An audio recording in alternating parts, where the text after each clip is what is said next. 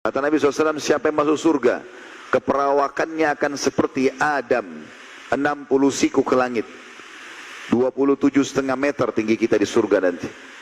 Kata Nabi SAW, Adam AS 60 siku ke langit, dan manusia terus memendek sampai menjelang hari kiamat.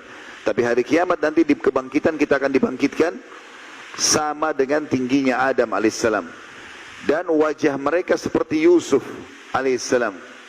Yang kata Nabi SAW, Yusuf AS telah diberikan sepertiga kegagahan dunia. Setiap orang melihatnya merasa sangat tertarik. Dan diberikan hati seperti Ayyub, Nabi Ayyub AS, manusia yang tidak pernah berkeluh kesah. Semuanya hidupnya bersyukur, baik dalam cobaan apalagi kalau dalam keadaan nikmat. Kemudian juga ada hadis-hadis yang lain yang kata Nabi SAW, sesungguhnya ahli surga akan diberikan istana-istana yang megah, sampai seseorang di antara mereka tidak pindah dari satu sisi istananya karena nikmatnya itu selama 70 tahun, baru dia pindah ke sisi yang lain. Dia akan diberikan dayang-dayang. Kata Nabi SAW, ahli surga yang paling rendah akan diberikan pelayan 10.000 orang.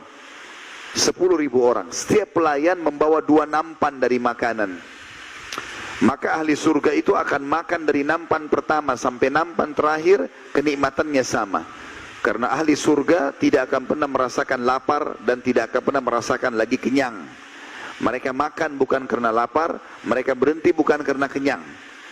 Kalau kita makan karena lapar, kita targetnya menghabiskan makanan, maka kenikmatan makanan jadi hilang.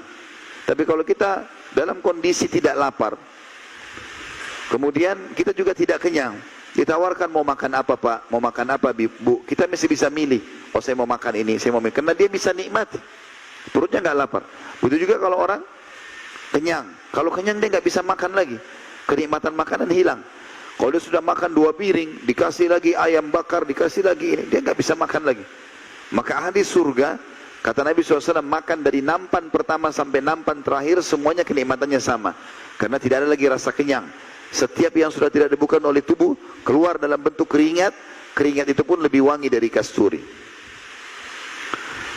Juga disebutkan dalam hadis yang lain, sesungguhnya ahli surga akan mendapatkan istana-istana yang istana tersebut mengalir di bawahnya sungai. Dalam banyak ayat Al-Quran tentang surga dikatakan tajri min tahtihal anhar, mengalir di bawahnya sungai.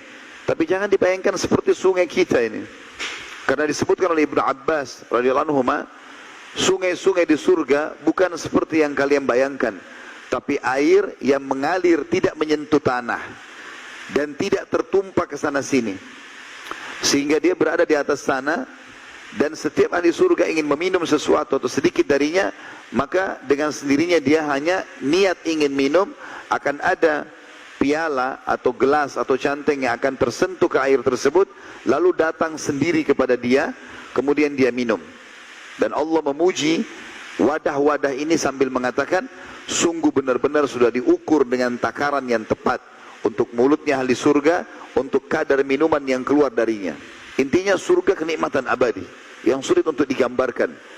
Dan salah satu puncak kita bisa mendapatkan surga adalah dengan datangnya Ramadan. Dibuka